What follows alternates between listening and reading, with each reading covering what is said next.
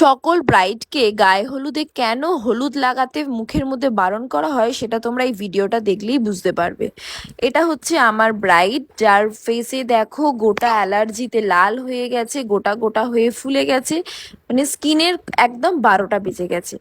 আজকে ওর একটা বিশেষ দিন, ও ব্রাইড, তো সেই ক্ষেত্রে ওর যদি এরকম প্রবলেম হয়, ওর ব্রাইডাল মেকআপ আছে, ওর ফটোশ্যুট আছে, আর এই স্মৃতিগুলোই কিন্তু সারা জীবন রয়ে যাবে।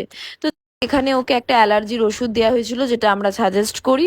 তারপর ও একটু মানে একটু বেটার ফিল করছিল, তো কোনোভাবে সেটাকে ম্যানেজ করা হয়েছে। তো যাই হোক, আমি প্রত্যেকটা ব্রাইডকে এটাই বলবো যে তোমরা রিচুয়ালস করো, অবশ্যই করো, গায়ে হলুদ রিচুয়ালস করো, বাট তোমরা একটু অ্যাভয়েড করো ফেসটা থেকে, বা একটু কম লাগাও। আমি বলছি না যে লাগিও না, বাট একটু কম লাগিও।